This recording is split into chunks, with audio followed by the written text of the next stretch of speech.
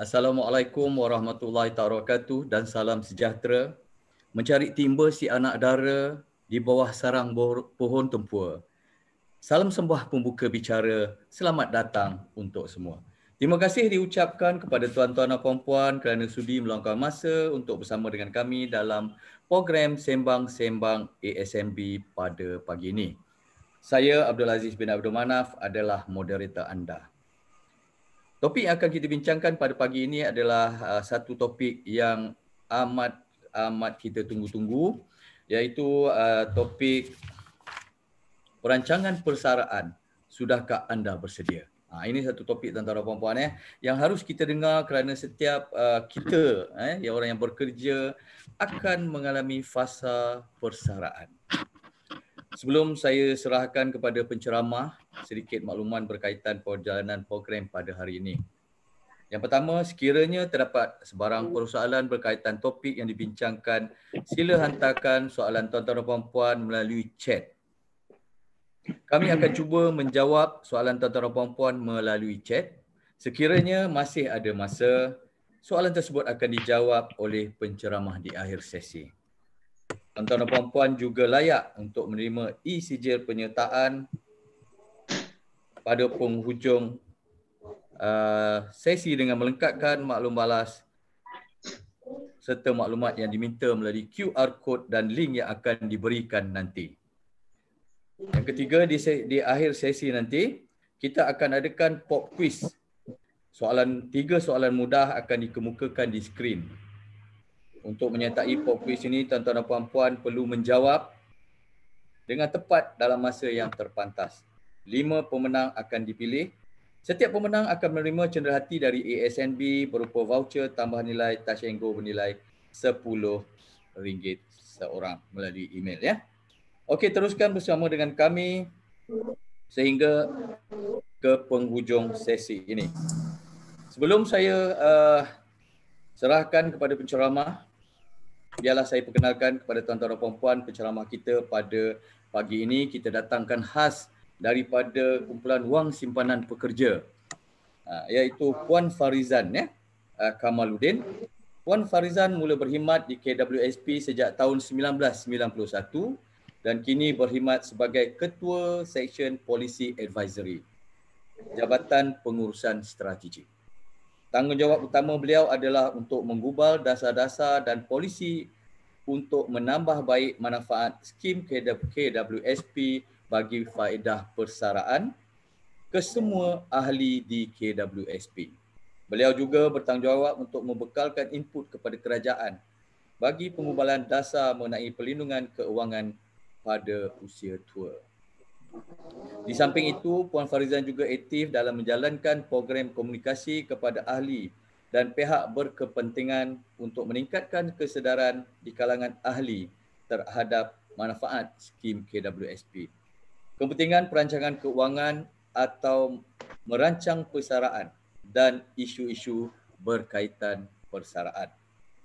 Beliau memegang ijazah sarjana Sains Pembangunan Manusia dari UPM dan juga ditauliah sebagai perancang keuangan berdaftar atau Registered Financial Planner oleh Malaysian Financial Planning Council atau MFPC sejak tahun 2011.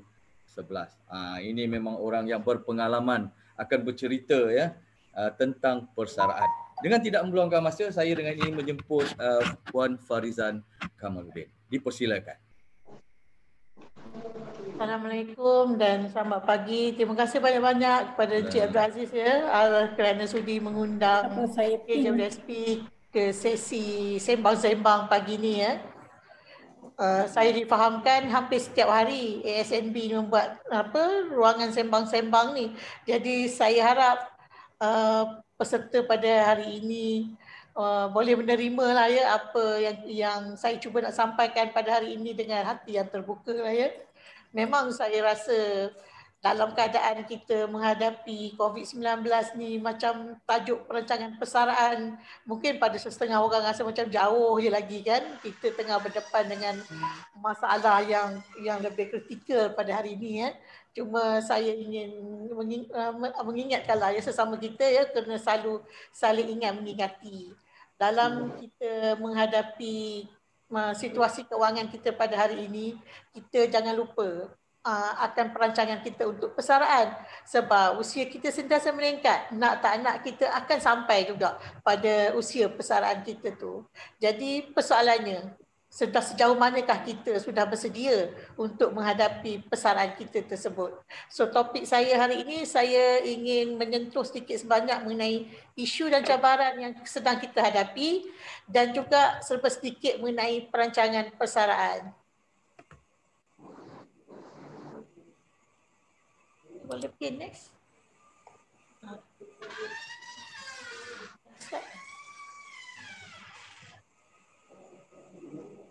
Next.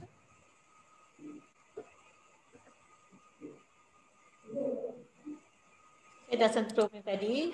Okey, saya suka memulakan mana-mana sesi saya adalah mengenai fakta mengenai jangka hayat rakyat Malaysia.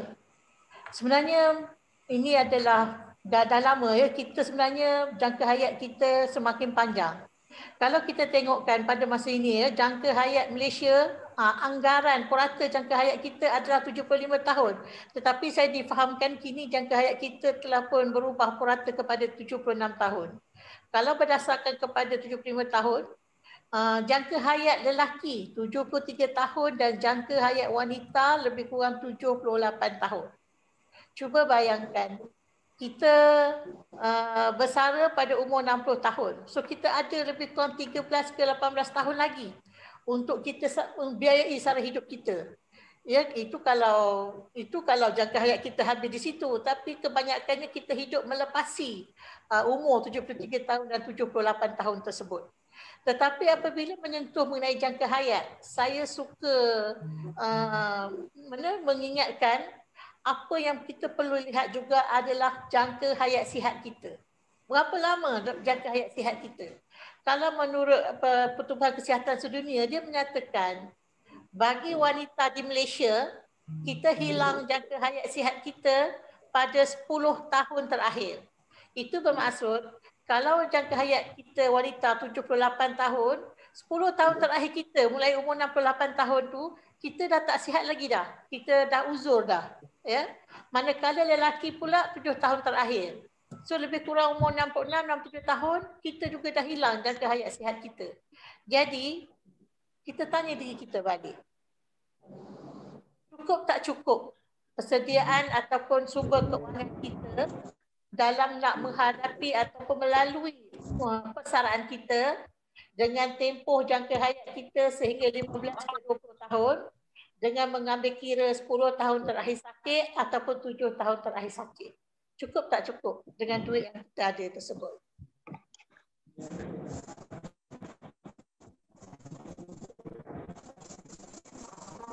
Balik kepada Malaysia.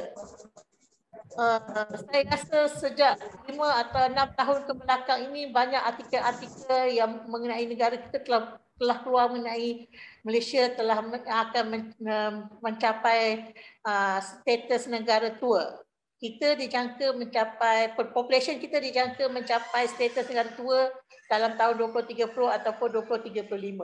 Sekarang kita berada dalam fasa aging ataupun fasa sedang menua. Ya, apa maksud menua dengan tua? Sesebuah penduduk di sesebuah negara dikatakan mencapai penduduk menua apabila 7% daripada jumlah penduduk berumur 65 tahun ke atas mencapai 7% daripada keseluruhan jumlah penduduk. Dan sesebuah negara itu dikatakan penduduknya adalah negara tua apabila penduduk yang berumur 65 tahun ke atas itu mencapai jumlahnya 14% dari keseluruhan jumlah penduduk. Jadi, negara kita dijangka akan mencapai tahap sedang menua, aging 7%, kepada tahap tua 14% dengan kepantasan ataupun kelajuan yang lebih tinggi pada negara lain. Malaysia hanya akan mengambil 25 tahun untuk berubah daripada negara yang sedang menua kepada negara tua berbanding dengan negara-negara lain. Kalau tengok negara-negara di sebelah Eropah sana, Macam Perancis dia mengambil masa sehingga 115 tahun untuk berubah daripada status sedang menua kepada tua, negara tua. Jadi mereka ada banyak masa untuk menggubal polisi-polisi dia, untuk menyusun semula dasar-dasar negara dia berhubung dengan persaraan. Sedangkan kita hanya ada tempoh lebih kurang 25 tahun saja. Sekarang dah makin pendek, dah tinggal dalam 10 ke 15 tahun sahaja lagi. Ya, sebab kita telah pun melepasi menua tersebut. Kita dalam peringkat untuk menjadi negara tua. Jadi apabila kita akan mencapai status negara tua, apa yang perlu kita tahu adalah bilangan penduduk tua semakin ramai.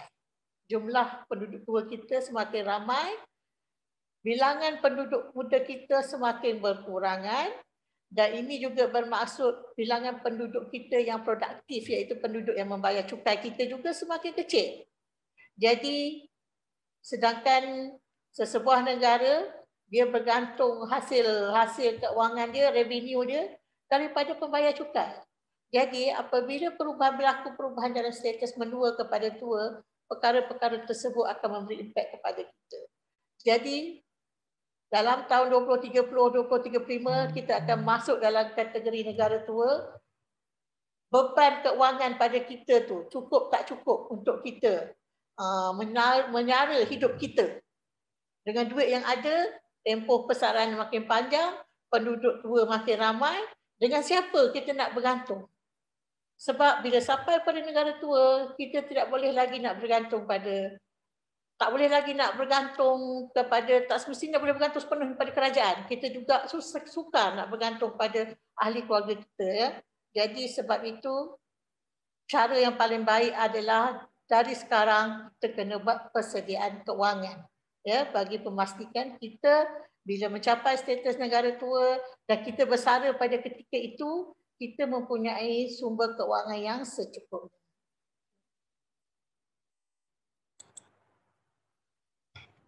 Kita tengok pada kitaran hidup. Tengok pada kitaran hidup.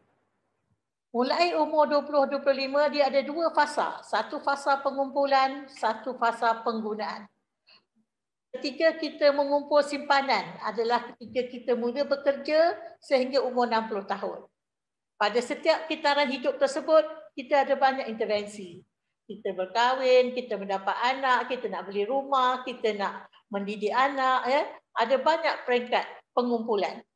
Tetapi selepas 60 tahun, ia adalah fasa penggunaan, di mana di situ kita nak menggunakan simpanan. Jadi, tempoh pengumpulan lebih kurang dalam 20 ke 30 tahun juga, dan tempoh kita nak mengguna pun lebih kurang 20 ke 30 tahun juga. Jadi, cuba bayangkan. Sedangkan masa tempoh kita nak guna untuk persaraan, masa tu kos hidup tinggi. Kita sekarang kan, kos hidup tinggi berbanding dengan masa kita mula-mula mengumpul dulu, masa tu kos hidup murah. Gaji kita pun tak berapa besar. Jadi, kita perlu ada lebih banyak simpanan sebenarnya. Apa yang saya cuba nak rumuskan, apabila kita bersara, kita perlu ada lebih banyak simpanan bagi memenuhi keperluan perubatan dan penjagaan kita. Ya, bagi memenuhi keperluan harian kita. Bagi memenuhi itu sosial, aktiviti sosial kekeluargaan kita. Jadi perlu ada, sebab tempoh tersebut kita dah tak aktif lagi dah tak produktif lagi dah. So kita hanya perlu bergantung pada apa yang kita ada sekarang, yang kita kumpul sekarang. Tapi masalahnya di negara kita, struktur gaji atau upah kita rendah. Kalau kita tengok berdasarkan statistik yang ada di KWSP, ya, ahli aktif kita iaitu ahli yang mencarum pada masa ini, lebih kurang ada dalam 7.4 juta macam tu. 85% daripadanya gaji kurang daripada 5,000. Kebanyakannya 37%-nya berada pendapatannya di antara 1,000 hingga 2,000. Jadi pendapatan kecil, walaupun peratus carumannya tinggi, simpanannya masih juga rendah. Jadi ini adalah faktor utama kenapa simpanan ahli di KWSP kita belum cukup lagi. Ya. Kemudian kita tengok seterusnya. Ini kita tengok liputan perlindungan sosial yang rendah di kalangan penduduk yang bekerja. Penduduk yang bekerja di Malaysia kita ada lebih kurang 23 juta orang, iaitu antara umur 15 tahun hingga 60 tahun. Kita tengok ada lebih kurang 23 juta. Tenaga buruh 15.6 juta. Tetapi kita tengok pada sektor formal, iaitu sektor orang yang bekerja yang ada majikan, 10.8 juta. Tetapi daripada jumlah tersebut, hanya 5.2 juta sahaja yang mencarum dengan KWSP. 30% lebih je. Penjawat awam 1.6 juta dan ada lebih 4 juta orang lagi. Tak ada apa-apa pun liputan skim KWSP ataupun skim pencen. Campur lagi dengan orang lain, lebih kurang 16.2 juta penduduk Malaysia yang bekerja sebenarnya tidak mencarum pada mana-mana dana pencen untuk besaran mereka. Cuba tengok ni, hanya 56%. Ini bermaksud 56% lagi tenaga buruh yang tak mempunyai liputan. Ini maksud orang yang bekerja tapi dia tak ada apa-apa liputan. Ditambah lagi dengan literasi keuangan yang rendah, kadar celik keuangan yang rendah di kalangan rakyat Malaysia. Tengok saja data untuk 5 tahun, 2013 hingga 2017. 100,000 lebih, 100,610 rakyat Malaysia diisytiharkan muflis. 34% daripadanya adalah dalam golongan muda, berumur antara 34 tahun ke 44 tahun. Kebanyakannya pula disebabkan oleh pinjaman kenderaan dan pinjaman peribadi. Tambah sikit dengan kad kredit. Ya, ini disebabkan oleh celik keuangan. Cara kita berbelanja, ya, melebihi daripada pendapatan. Dan kita tengok kadar hutang isi rumah. Kita adalah yang tertinggi di dunia, mengatasi Amerika Syarikat dan mengatasi Britain. 146% nisbah hutang isi rumah kepada pendapatan isi rumah. Itu bermaksud daripada 100 pendapatan semua isi rumah kita, katalah ada RM100, kita hutang RM146. Maksudnya kita berhutang RM1.46 bagi setiap RM1 yang kita perolehi. Hutang lebih daripada pendapatan. Ya. Jadi itu sebab bila berlaku COVID-19 ni, bila kerajaan bagi moratorium, kalau kerajaan tak lanjutkan moratorium, rakyat Malaysia sangat terkesan. Sebab negara kita hutang isi rumahnya lebih tinggi daripada pendapatan isi rumah. Ya, mereka sangat terkesan. Kemudian kita tengok kadar simpanan juga. Kadar simpanan kita sebenarnya antara yang terendah. 28% ni kadar simpanan adalah termasuk dengan KWSP, simpanan wajib. Kalau tak ada simpanan wajib sebenarnya sangat rendah, ya. Bawah 1.5% sahaja. Kita tengok pada, saya suka, sebelum saya memudahkan sesuatu, saya suka menunjukkan fakta. Supaya benda ni kita faham kenapa KWSP sibuk sangat nak cakap pasal simpanan persaraan. Kenapa ASNB sibuk sangat untuk cakap juga pasal simpanan, ya. Sebab kita tengok pada fakta apa yang berada dalam KWSP. Kita dapati simpanan persaraan memang tidak cukup. 56% ahli yang berada dalam KWSP mempunyai simpanan kurang daripada 50,000 pada umur 54 tahun.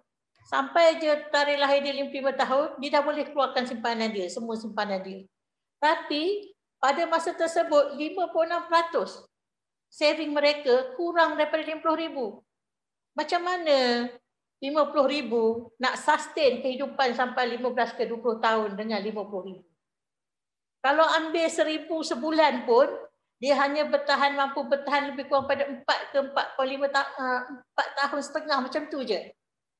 Tapi masalahnya, ahli kami ni suka mengeluarkan lamsam. Dia suka keluarkan semua. Bawa keluar semua 50,000, bawa keluar semua 30,000 apa yang ada tu. Dan habiskan, tak sampai pun 3 bulan, tak sampai pun 2 bulan duit tu dah habis. Ya? Jadi cuba bayang, daripada 100 orang peserta pada hari ini dalam virtual ni, 56 orang daripadanya saving kurang daripada 50,000. Macam itulah perumpamaannya. Kemudian kita tengok ahli aktif tadi saya dah mentionkan dia punya gaji kurang dari 5,000. Kemudian yang mencapai simpanan asas. KJBSP perkenalkan satu konsep dinamakan simpanan asas. Dia nyatakan bagi membolehkan seseorang menerima pendapatan RM1,000 sebulan pada umur 55 tahun sehingga 75 tahun. Sebab 75 tahun tadi purata jangka hayat. Nak dapatkan RM1,000 sebulan, ahli perlu ada RM240,000 di KJBSP pada masa dia capai umur 55 tahun. Baru boleh dapat RM1,000 sebulan dengan andaian dia tidak mengeluarkan sekaligus, dia ambil sikit-sikit. RM1,000 saja sebulan. Itu lebih kurang dengan poverty line sebenarnya. 33% je ahli yang boleh capai jumlah tersebut. Bermaksud 67% lagi tu tak capai pun. So dari 100 orang, 33 orang je yang boleh capai 1,000 tu. Yang lain tak capai. Jadi ini sangat rendah. Kita bukan nak 1,000 sebulan. Mana cukup sebenarnya 1,000 sebulan. Ya, itu sangat-sangat rendah. Itu poverty line punya ni. Kita kalau boleh nak lebih lagi. Ya. Kemudian kita tengok. Ini saya dah nyatakan tadi ya, bila dia orang buat pengeluaran 5 tahun, dia akan habiskan. Separuh daripada ini akan habiskan kurang daripada 5 tahun. Jadi, selain daripada gaji rendah, caruman pula tak konsisten. Pada masa sebelum tahun 2012 kan, kerajaan belum lagi perkenalkan gaji minimum. Jadi disebabkan itulah faktor yang menyumbang kepada simpanan ahli rendah pada hari ini.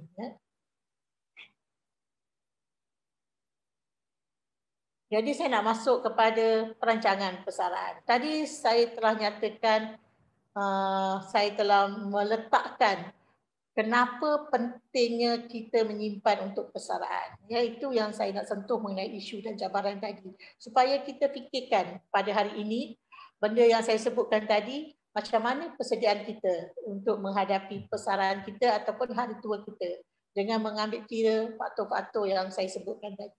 Sekarang saya nak pergi pada perancangan persaraan. Penting kita rancang persaraan. Jangka hayat semakin panjang kita hidup, semakin tinggi risiko wang tidak mencukupi. Kemudian sistem kekeluargaan pula semakin longgar. Sekarang kalau dulu 10 tahun, 20 tahun lepas kita ada extended family. Keluarga kita besar dengan sepupu, sepapat semua rapat. 2 pupu, 3 pupu masih rapat. Tapi sekarang sistem kekeluargaan kita masih makin mengecil. Kita tertumpu kepada nucleus family. Ya, maksudnya kita, anak-anak kita sahaja. Kita dah tak pergi kepada extended sepupu, 2 pupu, saudara, mak saudara. Dah kita tak sampai ke situ dah. Jadi apabila kita bersara, struktur yang akan bantu kita dalam menghadapi hari tua kita untuk bantu kita bersumber keuangan kita, membantu kita untuk dalam mengurus kehidupan harian kita, tolong beli barang-barang ke, tolong hantar kita ke hospital ke, makin mengecil. Ya? Kemudian kita tengok kos kesihatan dan penjagaan pula semakin tinggi. Pendidikan juga semakin tinggi. Jadi perlu ambil kira tadi. Dengan 10 tahun terakhir sakit, 7 tahun terakhir sakit. Sebab di situlah ada kos kesihatan. Kemudian kita tengok, apabila kita nak bersara, adakah kita nak enjoy our retirement ataupun kita nak retire from enjoyment? Kalau rasa nak retire from enjoyment, keluar je lah duit sekarang. Kalau mana ada duit di KJBSP tu, kalau mana boleh keluarkan je lah. InsyaAllah. Lepas tu nanti bila sampai waktu nak bersara, memanglah kita tak dapatlah nak nikmati persaraan macam orang lain. Sebab duit kita tak cukup. Tapi kalau kita nak enjoy our retirement, kita nak menikmati persaraan kita, plan persaraan kita hari ini. Simpan sebanyak yang mungkin, simpan seawal yang mungkin untuk persaraan kita supaya dia dapat memanfaatkan gandaan dividen. Ya? Kemudian kita tengok tanggungan kita. Bila kita merancang persaraan, jangan fikir nak rancang seorang saja. Mungkin kita ada pasangan, mungkin kita ada ahli keluarga kita yang kahwin lewat, ada anak-anak kecil. So kita bersara, anak-anak mungkin sedang belajar. So dalam perancangan persaraan kita kena ada semua faktor-faktor tu, kita kena ambil kira. Kena juga ada perancangan untuk dana-dana kecemasan. Ya. Dan yang paling penting sekali, sebanyak mana kita simpan, kita perlu ingat pada masa kita bersara nanti, kadar inflasinya macam mana. Kadang kalau kadar inflasinya tinggi, walaupun amount yang kita simpan, kita nampak banyak pada hari ini, tapi kuasa belinya sudah menurun. Jadi kita perlu simpan lebih banyak lagi. Ya? Kalau kita nak kekalkan gaya hidup kita. Selalu macam ni. Ini kalau sebelum COVID ya, kita boleh habiskan banyak masa untuk rancang percutian kita. Ingat tak? Kalau sebelum kita COVID-19 dulu, kalau tahun ni, kalau kita keadaan kita biasa ya, awal-awal lagi kita dah rancang, dah tengok mana ada mata fare, mana tiket kapal terbang free, mana kita nak bercuti. Kita dah rancang awal. Tapi perancangan kita untuk persaraan, untuk jangka panjang, kita tak fikir sangat. Sebab kita lebih pentingkan perancangan untuk yang jangka pendek. Ya, sebab persaraan macam nampak jauh kan. Kita kadang-kadang tak berapa nak nampak. Boleh tangguh-tangguh lagi. Tak payah, lambat lagi saya nak bersara. 30 tahun lagi saya nak bersara. Tapi tengok-tengok masa dah berubah tu, tinggal 10 tahun je lagi dah nak bersara.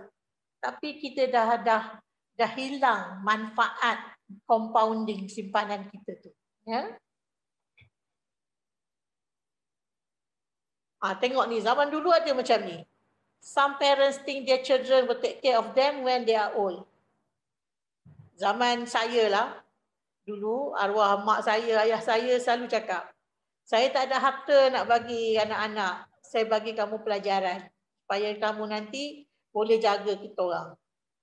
Tapi masa tu lain, ya, keadaan lain. Sebab masa tu keadaan ekonomi pun lain, suasana lain. Kita boleh mengumpul aset dahulu sebelum kita boleh mengumpul liability. Tetapi anak-anak kita sekarang lain, remaja sekarang lain. Mereka mengumpul liability dulu sebelum dia dapat mengumpul aset.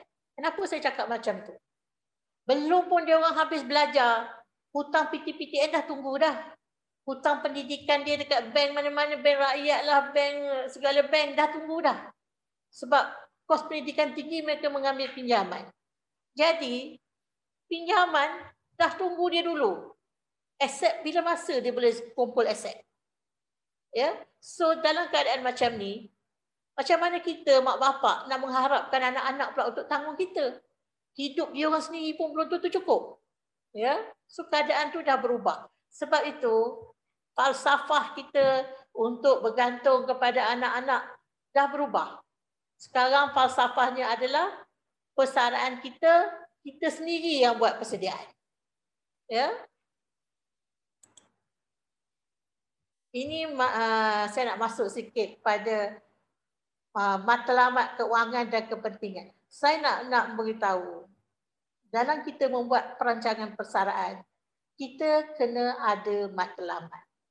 Kita kena ada sasaran. Dari awal kita kena kenal pasti dah apa sasaran yang kita nak capai pada setiap life cycle kita tadi. Apa perancangan matlamat kita untuk anak-anak kita, apa perancangan keuangan kita untuk keluarga kita, apa perancangan keuangan kita untuk persaraan kita. Jadi dah ada matlamat tu awal-awal supaya benda ni akan menjadi hala tuju kita dalam membuat perancangan, hala tuju kita untuk membuat simpanan, hala tuju kita dalam membuat perbelanjaan. Ya.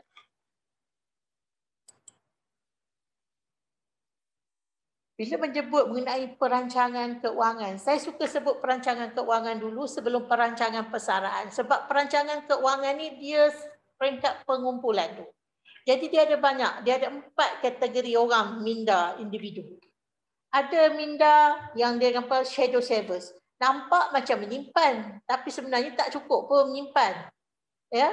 Dia tak tengok pun isu kecukupan. So orang yang shadow saver, yang menyimpan ala-ala kadar ni, memang dia akan hadapi masalah. Sebab dia tak ada sangat knowledge mengenai perancangan keuangan. Ada satu jenis orang lagi. Dia jenis yang konservatif. Dia menyimpan, tapi dia menyimpan dalam instrumen simpanan dia. Dia tidak memperbagaikan simpanan dia kepada portfolio lain. So, orang ni dia konservatif. Dia masih selamat sebab dia masih ada pinjaman, cuma dia tidak dapat memanfaatkan pelbagai pulangan dan juga memperbagaikan risiko, ya, risiko dalam pelaburan atau simpanan dia. Dia dalam satu mekanisme, satu instrumen je, ya. Ada satu jenis orang lagi, dia memang hidup untuk hari ini. Dia ini carefree punya orang.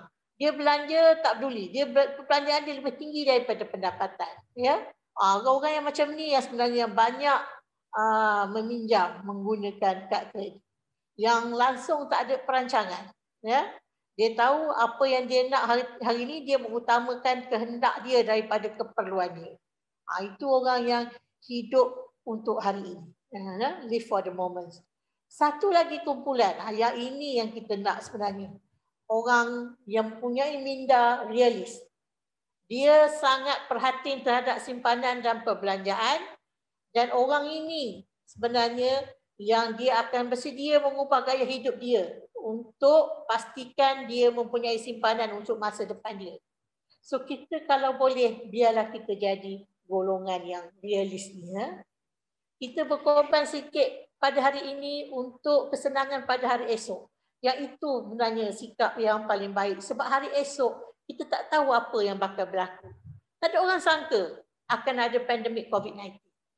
Ya, tapi pada orang yang realis, dia akan berada dalam keadaan yang lebih baik sebab dia ada membuat persediaan, ya, dana kecemasan cukup, simpanan cukup, ya. Saya nak sentuh sedikit mengenai sedikit konsep lah mengenai perancangan keuangan. Itu saya nak sentuh sedikit mengenai perancangan perbelanjaan, perancangan belanjawan kita. Apabila kita mendapat sesuatu pendapatan, rule of thumb-nya ataupun panduan asasnya, 100% pendapatan tu sepatutnya, ya, ini sebenarnya tengok pada keadaan orang juga, tetapi rule of thumb-nya ialah 45% daripada pendapatan kita tu kita allocatekan untuk perbelanjaan, 35% untuk membayar hutang, untuk memenuhi komitmen, dan 20% lagi tu kita boleh agihkan ataupun allocatekan untuk simpanan. Simpanan tu boleh pelbagai-bagai simpanan. Pelbagaikan simpanan kita. KWSP ada, ASNB ada. Apa nak melabur dalam saham-saham yang kita rasa boleh membawa keuntungan. Jadi 20% tersebut kita boleh gunakan untuk tujuan pengumpulan, ya, pengumpulan simpanan untuk perancangan keuangan kita lah, untuk persarana, untuk yang lain-lainnya.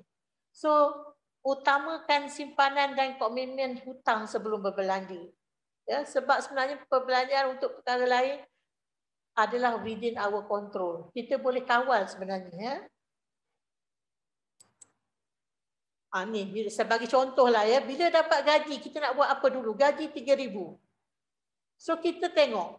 Kita kalau boleh biar bayar hutang dulu ataupun menyimpan dulu. Ikut tadi, persentage tadi. Selebih tu barulah kita peruntukkan untuk perbelanjaan. Ya. Kecuali tapi masih ada, boleh bukanlah ini saya kata tak boleh diubah, ya, dia boleh diubah mengikut keperluan semasa, ya. Kalau kita tak menyimpan sekarang, kalau kita tak menyimpan waktu usia kita muda, kita kena menyimpan macam nak gila, dia kata. Financial planner ni kata. Dah lama dah artikel ni, tapi saya suka ayat dia tu. Save young or save like crazy. Ya. So janganlah sampai kita crazy kan, biarlah kita menyimpan seawal mungkin mengikut kemampuan kita. Tak perlu banyak pun, RM50 pun tak apa, tetapi janji dia mula awal supaya tempoh dia berkumpul untuk berganda tu panjang, ya. Kita kena manfaatkan tempoh simpanan itu digandakan dengan pelaburan dengan tu, ya. So bila menyebut mengenai simpanan, dia perlu ada dua. Satu, ini sebenarnya ada banyak jenis simpanan. Simpanan jangka pendek, jangka sederhana, jangka panjang. Tetapi saya nak beri penekanan kepada simpanan kecemasan dan simpanan persaraan. Pada setiap masa, at any time, kita kena pastikan kita mempunyai dana simpanan kecemasan sekurang-kurangnya 6 bulan gaji. Kita ada allocatekan kat satu tempat. Pada tempat yang mudah dicairkan. Tak kisahlah simpan di mana. Ya? Jadi bila berlaku situasi di luar jangka, ada kemalangan ke, ada kematian ke, ada kereta rosak ke, ada rumah nak kena baiki ke. So kita ada orang sakit ke, keluarga sakit ke. So kita boleh gunakan simpanan kecemasan kita ni bila-bila masa. Dan satu tempat lagi, satu site lagi, kita kena ada simpanan persaraan. Simpanan persaraan kita ni, kita tetapkan matlamat dia. Sekurang-kurangnya 60% daripada gaji akhir kita ketika bersara. Maksud dia, kita nak tetapkan apabila saya mencapai umur 55 tahun, katalah sekarang saya 54 tahun, tapi bulan depan, bulan 3, saya capai umur 55 tahun.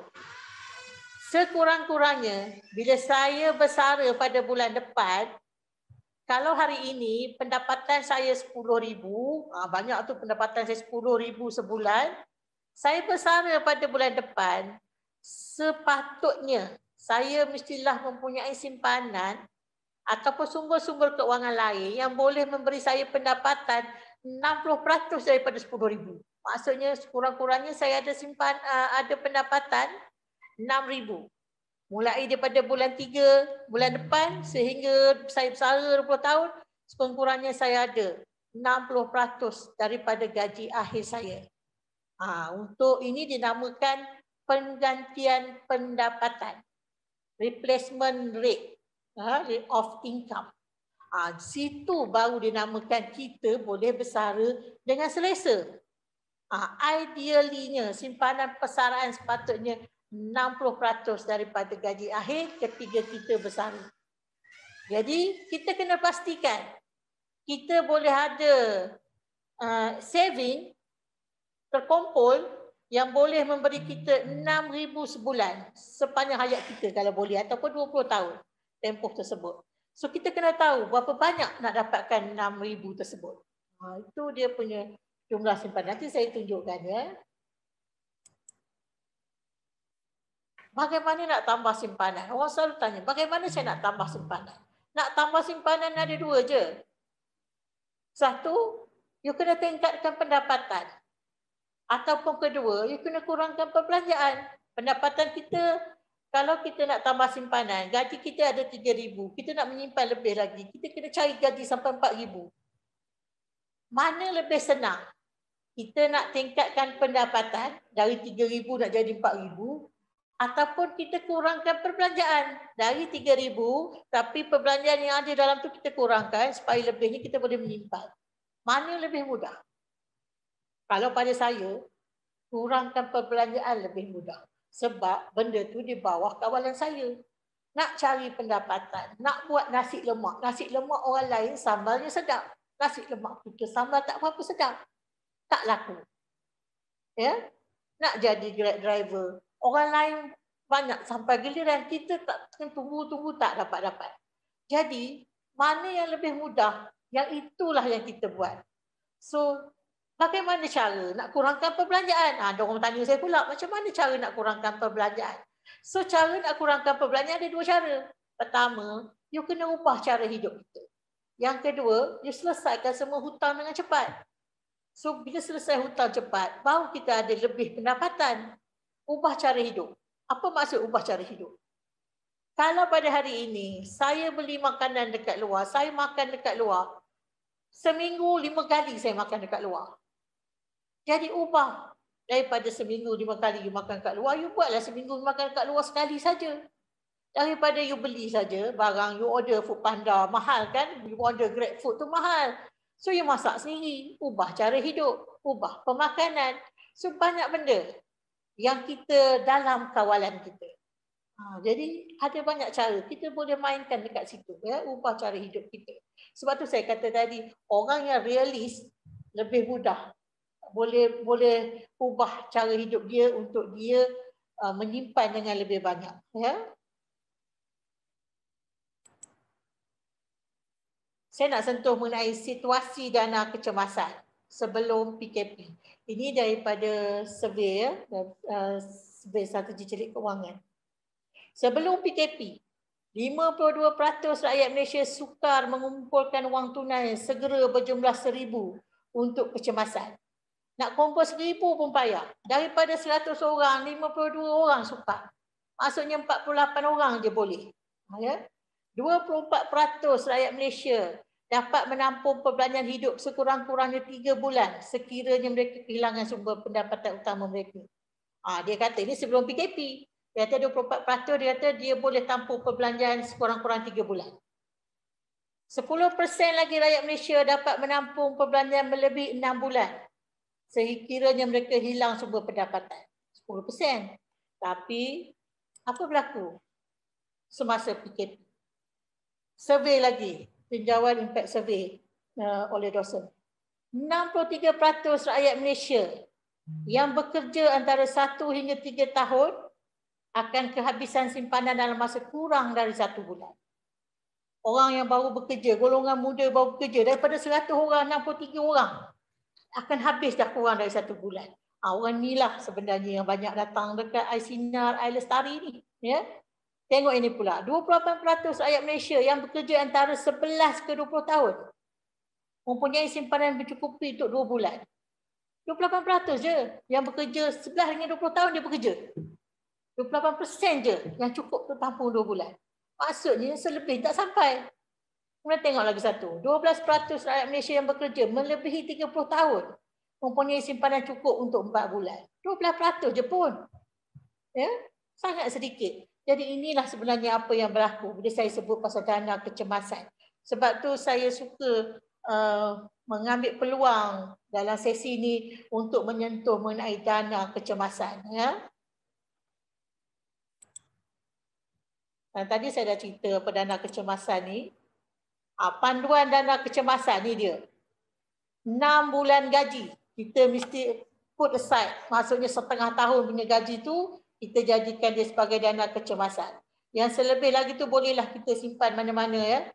Kemudian kita tengok apa maksud dia. Maksudnya kalau gaji kita sebulan 3,000 kita gali dengan 6. Jadi 18,000 kalau orang tu gaji 3,000, 18,000 dia kena ada untuk dana kecemasan dia. Ya. Jadi letak dalam tempat yang senang dicairkan, yang senang dapat akses. Ya, tapi ingat dia ni aset yang tidak dapat menjadi, dia janganlah jadikan benda tu tanah pula, kereta itu bukan aset cair. Sebab benda ni payah dijual. Kemudian benda ni ada value dia yang tersendiri ya.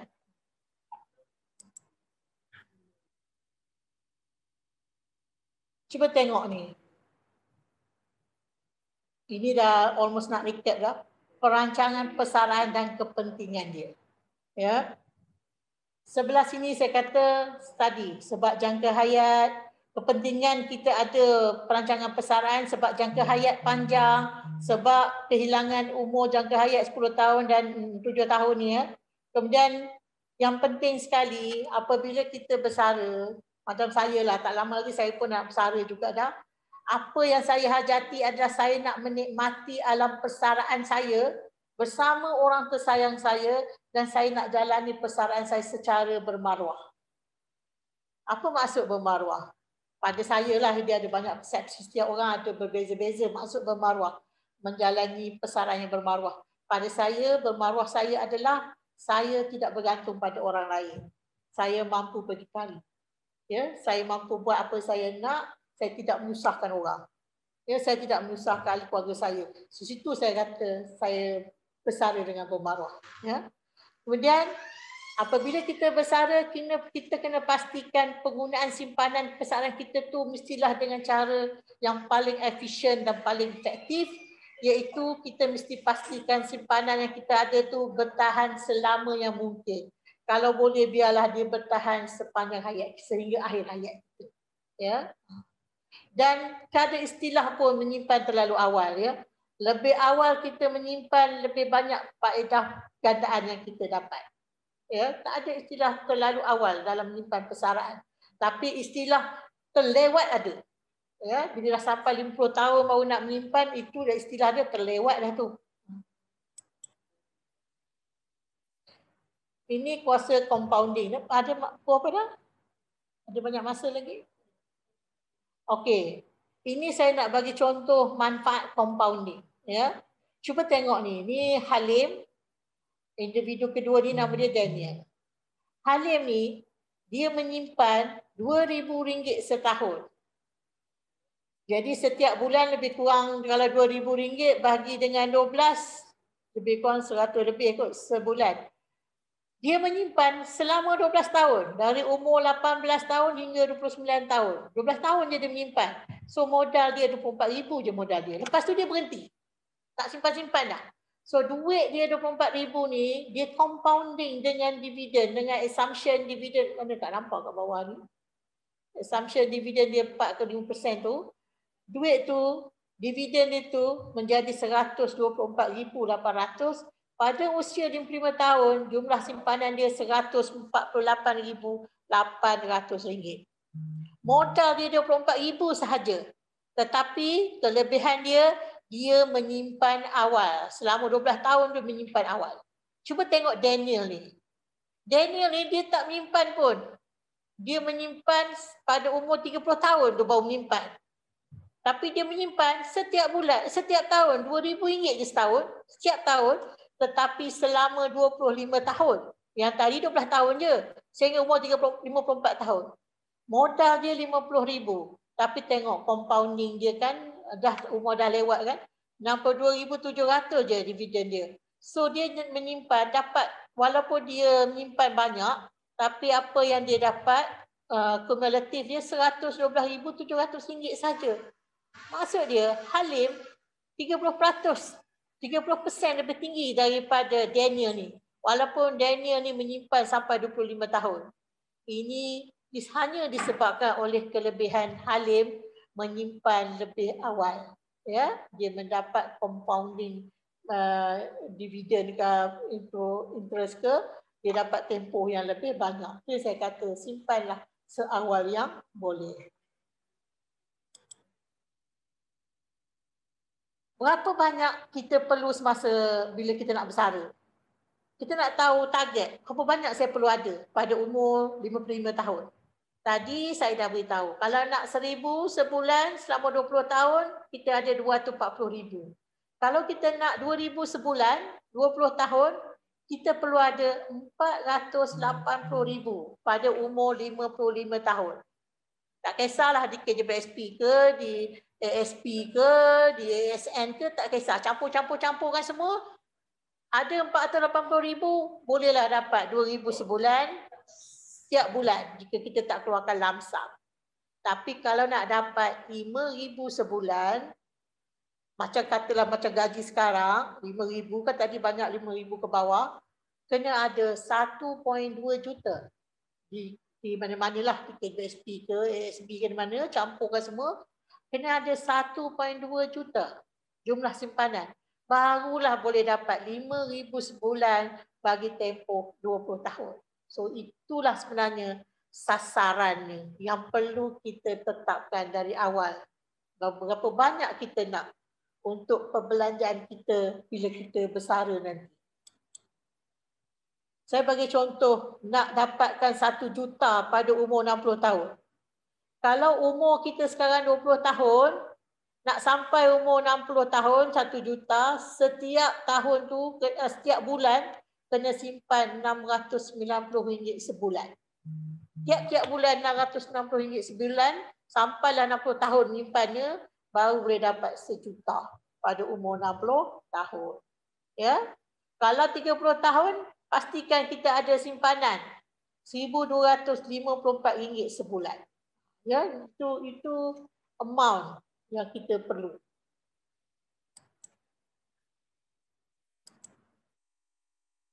Do not save what is left after spending. Kata the Warren Buffett ni. but spend what is left after savings. Dia nak beritahu, ini orang terkaya ni, dia jutawan, dia lah dermawan semua ni, Warren Buffett ni ya, antara orang terkaya di dunia. Maksud dia nak beritahu, kita perlu berbelanja selepas kita menyimpan.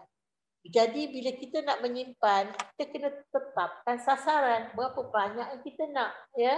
Kita aim berapa banyak kita simpan banyak tu. Elakkan kesilapan ni.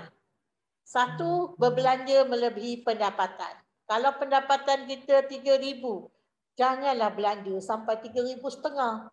Berbelanja kurang dari pendapatan ya. Kedua, jangan terlalu bergantung kepada simpanan KJWSP. Macam sekarang, semua bergantung pada simpanan KJWSP. Saya selalu beritahu mana-mana saya bagi tahu. Yang dicarumkan ke dalam KJWSP itu 11% je pun daripada gaji. Mana pergi 89% lagi tu. Dahlah 11%. Bila kerajaan turunkan caruman kepada 7%, berebut-rebut turunkan caruman 7%. Tak simpan pun pada 11%. Kalau dah tahu banyak benda bergantung pada simpanan KJWSP, janganlah turunkan, kekalkanlah 11% ataupun simpan lebih lagi daripada 11%. Sebab kadang kita tahu kan simpanan pesara kita tak cukup. Ya, jadi kesilapan yang ni perlu elak. Jangan terlalu bergantung pada simpanan KJWSP. Kalau boleh ada simpanan-simpanan lain. Simpanan di tabung haji, simpanan di ASN ke, di ASP ke, tak kisah mana-mana. Kita pelbagaikan sumber-sumber kita. So bila berlaku situasi-situasi tertentu, kita boleh ambil daripada pelbagai sumber. Jangan mengharapkan sumber ni. Sumber ni untuk persaraan kita. Ya. Nanti kita tahu kita tak cukup. Saya selalu pesan. Pada masa sekarang, kita sesak macam mana pun, kita susah macam mana pun, tapi kita masih ada kedrat. Kita masih ada tenaga untuk cari kerja, untuk buat apa-apa, untuk dapatkan pendapatan. Tetapi, kalau kita dah sampai usia 60 tahun ke atas, kita tak sihat. Orang tak nak ambil lagi dah kita bekerja. Pada masa tersebut, wang tu lagilah sangat penting. Ya, sebab kita tak boleh dapat dah. Macam sekarang, kita boleh lagi ada usaha-usaha lain, ada bantuan-bantuan lain yang kita boleh manfaatkan. Ya. Guna simpanan elak guna simpanan KJWSP untuk keperluan semasa. Janganlah guna simpanan KJWSP beli barang kemas. Janganlah guna simpanan KJWSP tukar sport ring kereta. Janganlah guna simpanan KJWSP pergi renovate Porsche kat depan. Kan? Jadi guna simpanan KJWSP tu biar untuk matlamat dia yang sebenar. Yang keempat, elak daripada terlalu bergantung kepada pasangan atau anak-anak. Kadang-kadang kita bergantung sangat, terutama wanita. Dia tak bekerja, dia tak menyimpan. Lepas tu tak apa, suami dia kaya, suami dia mampu beli semua benda. Tiba-tiba satu masa suami dia meninggal awal. Ada anak pandai bukan main, belajar sampai luar negara. Balik pada luar negara tu tak macam mana, pergi shopping mana, accident, meninggal anak dia. Sebab tu kita tak boleh bergantung kepada orang. Kita bergantung kepada ini, kita tak tahu apa yang berlaku di masa depan. Kita kena ada simpanan sendiri. Kena elak dari mengamalkan aset alokasi yang lemah. Macam saya sebut tadi lah, hanya letak satu tempat je. Ya? Tak serius dalam perancangan persaraan. Jangan. Kita kena ambil serius dalam merancang persaraan kita. Dan kalau tak tahu, dapatkan nasihat pakar. Di KJWSP, kita ada khidmat nasihat persaraan ataupun kita namakan pegawai ras. Datang sahaja bila-bila masa, dapatkan khidmat nasihat mereka, buat appointment. Kita ada AKPK, pergilah dapatkan nasihat AKPK kalau rasa hutang dah tak boleh nak urus. Ya, ada banyak lagi tempat lain yang kita boleh dapatkan nasihat. Ini saya dah beritahu tadi, berbelanja dengan baik, hidup ikut kemampuan. Tapi ni, cuba tengok, bila kita nak membeli sesuatu, tanya dulu diri kita. Adakah saya mampu membelinya? Adakah saya memerlukannya? Adakah terdapat yang lebih murah? Ataupun boleh tak saya tangguhkan pembelian? Ini tidak. Belum nampak sekali lalu je buka keluar Shopee ke Lazada tu selalu tengok aja. Saya tengok, ramai orang beli benda ni. Baik belilah ni. Takkan bagus betul ni. Tak tanya pun perlu ke, nak ke, mampu ke, ada ke lebih murah lagi. Ya? Ini barang sampai. Sekarang kan musim main online je. Barang sampai. Belum kok. tak guna pun. Ya, sebab kita impulse buying. Ya, kita membeli spontan. Ya. Ini saya nak pasal KJBSP lah. So sebenarnya di pihak KJBSP pula, sebenarnya kita ada memperkenalkan ataupun dengan kerjasama dengan Social Wellbeing Research Center di UN, kita datang dengan belanjawanku. Belanjawanku ni dia ada satu panduan anggaran belanjawan bulanan individu dan keluarga yang boleh digunakan pakai untuk perancangan belanjawan mereka. Cerita ini adalah temu bual, dia buat temu bual dengan isi rumah di bandar-bandar tertentu, di Lembah Kelang, di Terengganu. Kita ada zon Pantai Timur, Pantai Barat, Utara, Selatan dan Kota Kinabalu, Sabah, Sarawak.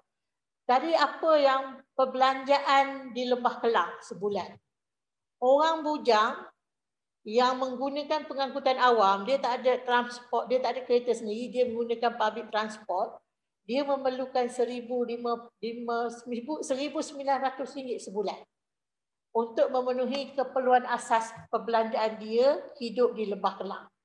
Dia adalah situ rumah sewa, perbelanjaan makan minum dia, ya, untuk apa keperluan dia ada dalam tu detail dia.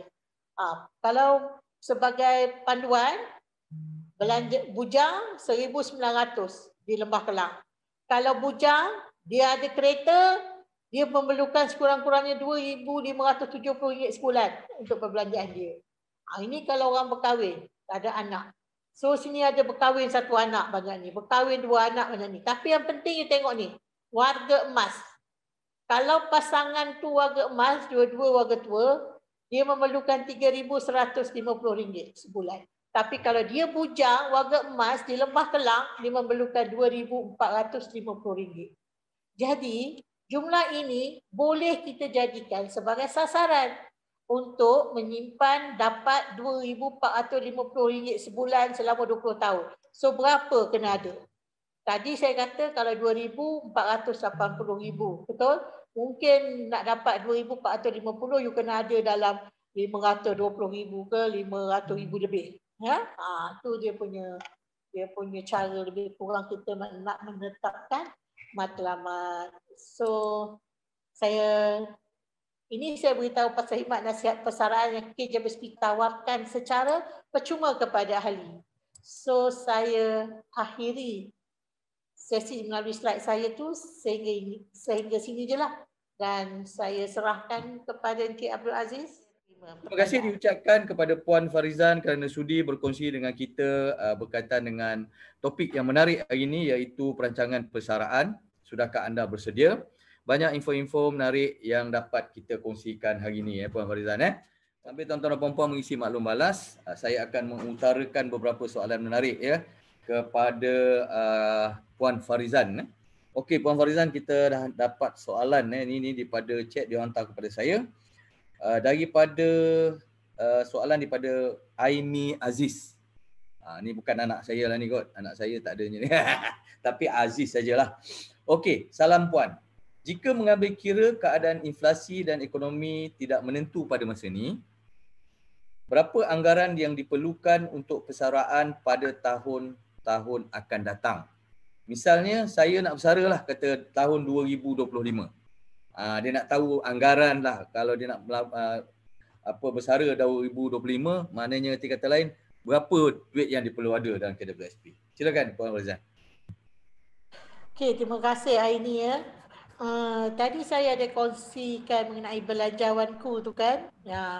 Belanjawanku tu sebenarnya dia ada ikut negeri ya. Dia ada, sekarang kita tahun ini kita akan keluarkan tambah untuk 8 negeri lagi. Perbelanjaan kan berbeza-beza mengikut negeri. Jadi kita tengok kepada kos belanjawanku tadi, kos perbelanjaan, sama ada kita tinggal di Lembah Kelang ke, kita nak bersara di Terengganu ke, nak bersara di Johor ke, kita berpandukan belanjawanku yang saya tunjukkan tadi, tengok kepada elderly single, warga emas bujang yang seorang tu. So tadi kalau tengok tadi dia 2,450 untuk cukup untuk dia bersara pada hari ini. Kalau di Lembah Kelang, di Kuala Lumpur ataupun Selangor, RM2,450 cukup untuk memenuhi keperluan asas dia pada ketika ini. Tadi saya sebutkan kalau lebih kurang kalau 2,480, kalau lebih kurang dalam 500,000 lah saya letak nak mudah kira kan, kena ada 500,000. Jadi kalau nak bersara akan datang. Sebenarnya dia bergantung kepada faktor inflasi. Jadi kita kena, dalam kita membuat simpanan, kita kena tambah lagi daripada amount katalah 2,450 tu pada tahun 2020, nak bersara 2030, ada 10 tahun lagi, kita timeskan, anggarkan lebih kurang, timeskan lagi dalam 3% ke 4% amount yang 2,450 tersebut. Mungkin kita boleh anggarkan 3,000. Mungkin pada tahun 2030 basic keperluan warga tua, basic keperluan individu yang bersara pada masa tersebut mungkin 3,000 atau 3,500. Jadi sasarkan amount 3,500 tersebut untuk simpanan kita kumpul sehingga kita umur 55 tahun ataupun 60 tahun tersebut. Ya, kalau kita masih bekerja hingga 60 tahun, dia lagi bagus sebab amount dia mungkin kurang sikit sebab instead of 20 tahun, kita perlu 15 tahun je untuk retirement period kita. Kan? Jadi kita boleh sasarkan 500,000. 550,000 lah kalau saya jadi Aini tadi, saya akan sasarkan simpanan saya pada 550,000. Macam tu. Maknanya kalau 500,000 tu dia selesa lah. Bersara.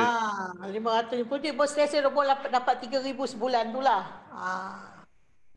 Okey, terima kasih Puan Farizan. Saya harap soalan tu menjawab Puan Farizan menjawab kepada soalan Cik Aimi Aziz ya.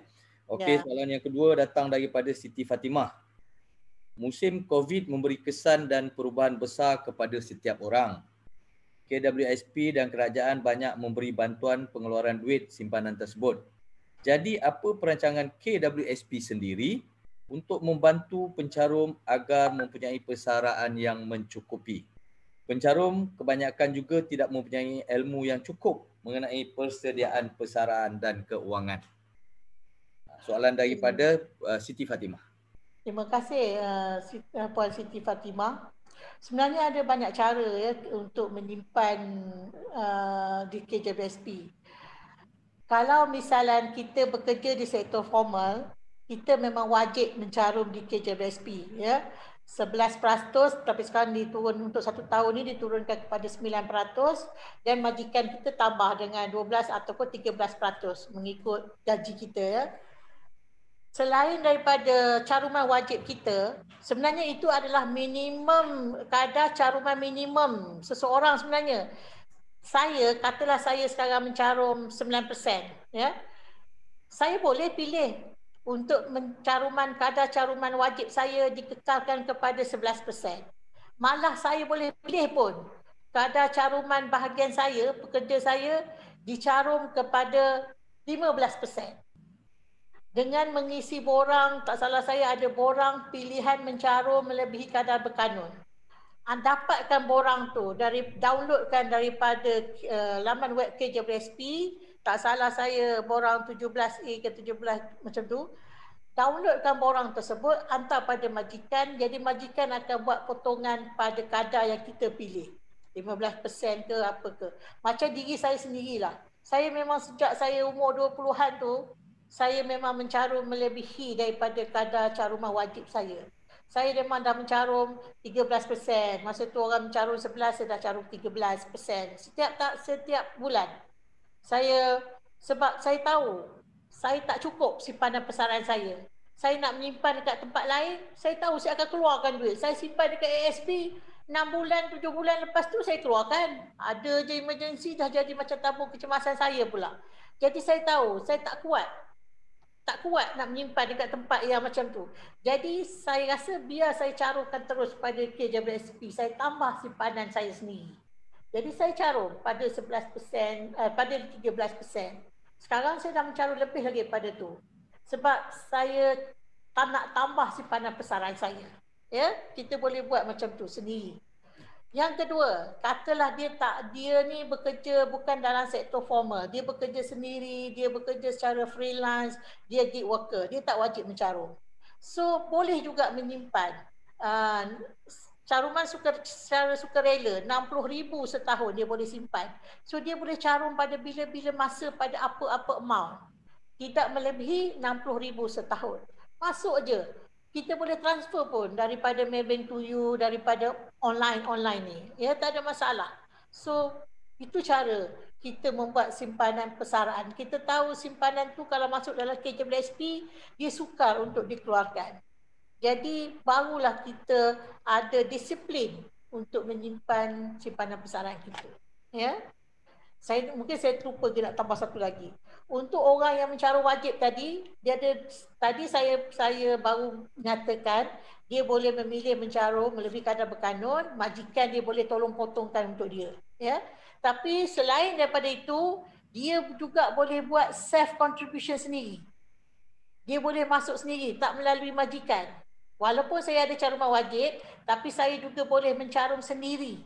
Duit saya sendiri pun tidak melebihi 60,000 setahun. Saya boleh masukkan sendiri ke dalam KWSP. Ya, ada dua cara untuk tambah simpanan.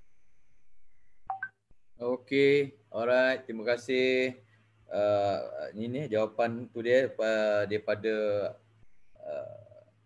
Puan Farizan. Diharap Puan Siti Fatimah jawablah persoalannya. Ya, okey. Sekarang ni ada lagi satu, rasanya ada dua lagi. Okey, tak apa. Dia lebih kepada luahan rasanya, Puan Farizan. Dia bukan soalan kan, tapi kita tanya jugalah. Walaupun gaji minimum dah dilaksanakan, majoriti majikan tak follow kadar yang telah ditetapkan. Pekerja tiada pilihan untuk tidak terima kerja buat masa ini. Yang penting ada income for daily. Maknanya ada ini majikan yang tak ikut pada gaji minimum lah tengok kan. Silakan Bu Rizan. Sebenarnya kepada pekerja yang kalau dapat mendapati majikan tak ikut gaji minimum, mereka sebenarnya boleh buat aduan kepada JTK tu, Jabatan Tenaga Buruh tu, di bawah Kementerian Sumber Manusia. Sebab di bawah kementerian tu ada agensi yang menguatkuasakan gaji minimum ni ke atas majikan-majikan berkenaan, ya. Jadi tak ada masalah dari segi tu. Buat je lah aduan. Cuma aduan pun dia orang pun tak dedahkan juga maklumat. Jadi tak adalah masalah dari sini kata kena buang kerja ke kalau majikan tahu ke apa kan. Tak. Dia ada ruang dekat Kementerian Sumber Manusia tu, ada tempat untuk buat aduan mengenai majikan ni. Ya. Tapi bersyukurlah ya, walau macam mana pun dalam keadaan-keadaan sekarang kan, tak kisahlah macam mana asalkan kita ada sumber pendapatan kan, berbanding dengan orang lain yang tak ada sumber pendapatan kan, kita bersyukurlah. Okey, terima kasih. Puan Farizan, okey, soalan terakhir. Ini yang saya rasa tadi dia mesej kat saya ni. Kalau KWSP dah tahu yang simpanan persaraan tidak mencukupi, kenapa KWSP tidak menaikkan peratus potongan pekerja, contoh daripada 9% kepada 11 atau 12%, dan naikkan juga caruman majikan secara tak langsungnya. Maknanya dia kata kat sini mungkin KWSP ada mungkin hak untuk nak bagi tahu atau instruct kepada majikan untuk naikkan kadar potongan dia punya caruman lah. Sila Puan Puan Farizan. Okey, terima kasih soalan tu ya. Sebenarnya kadar caruman wajib kita tu 11% pekerja, 12% ataupun 13% majikan tu sebenarnya adalah antara kadar caruman tertinggi dah di dunia. Kita ni antara 5 kadar caruman yang kelima tertinggi di dunia kalau nak bandingkan ya. Orang lain tu 7-8% sebenarnya. Tetapi cuma masalah negara kita saya sebut tadi kan, kita punya struktur gaji tu rendah. Jadi walaupun kadar caruman itu tinggi, tapi dia berasaskan kepada gaji yang rendah, itu menyebabkan simpanan rendah. Ya, so kalau kita nak naikkan lagi kadar caruman, kita takut membebankan pekerja itu sendirilah, ahli itu sendiri ya. Macam saya sebut tadi kan, kalau kita tengok pada rule of thumb untuk macam mana pendapatan tu diagihkan kan, untuk perbelanjaan 45%, untuk komitmen hutang 35%, simpanan 20%. So situ tu dia dah ada 11% dah. Portion simpanan dah ada 11% dekat situ. Jadi ada 9% je lagi yang dia boleh main-mainkan, ataupun kalau dia dapat kurangkan perbelanjaan, dia boleh curi-curi dari perbelanjaan tu untuk tambah lagi simpanan dia jadi 25% portion untuk simpanan ya. Jadi di situ sebenarnya kami tengok kadar cadangan kita dah antara yang dah tertinggi di dunia dah. Memang kalau kita naikkan lebih daripada 11%, kita bimbang take home pay pekerja kita pula terjejas. Kadar 9% yang diturunkan sekarang ni adalah penurunan yang sementara untuk membantu ahli menangani masalah COVID-19 ni. Kita cuba untuk bagi take home pay ataupun wang yang dibawa balik oleh ahli tu lebih tinggi daripada biasa. Dia untuk tempoh sementara, untuk tempoh setahun ni je. Sebab tahun lepas kita dah turun pada 7% ya, untuk tahun lepas, tahun ni kepada 9%. Tapi habis pada Disember tahun ni, Januari tahun depan, dia akan balik semula kepada 11%.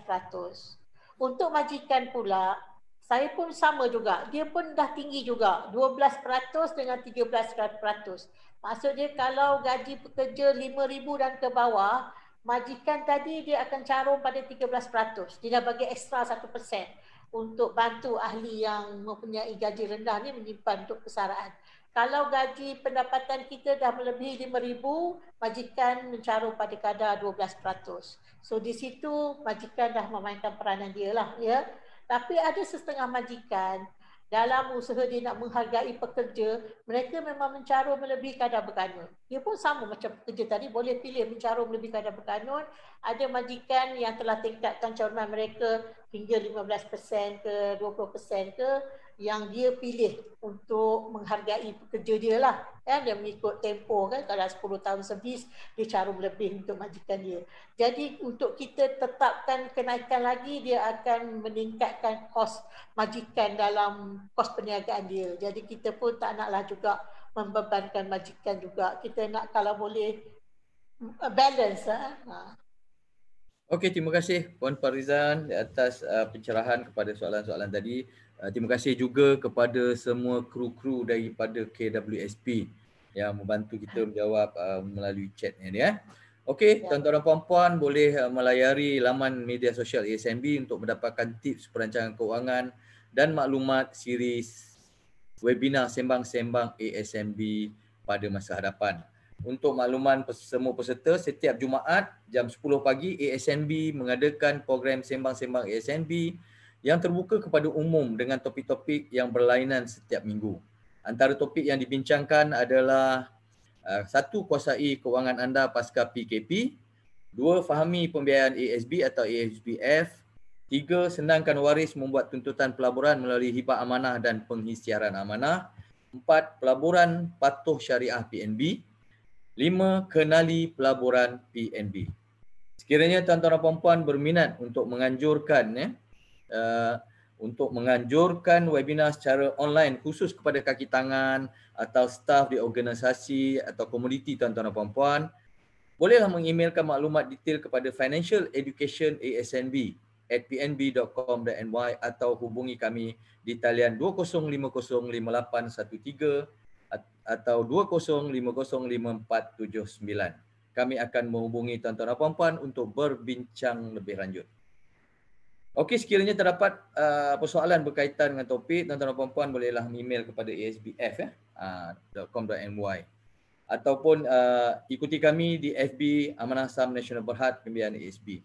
Dan bagi tuan-tuan dan puan-puan kalau yang belum lagi like Facebook Amanah Saham Nasional Berhad, silalah like, kerana sekiranya tuan-tuan dan puan-puan like, kita ada apa sahaja news yang baru kita akan paparkan di dalam Facebook tersebut. Okey, akhir kata saya bagi pihak Amanah Saham Nasional Berhad ingin mohon ampun dan maaf sekiranya ada kekurangan yang berlaku sepanjang program ini dijalankan. Sebelum saya akhiri program ni, saya ada mutiara kata nak bagi Puan Farizan macam pengganti arwah Ismail Amir pula. Kekayaan yang paling mahal adalah hati yang tenang dan bahagia.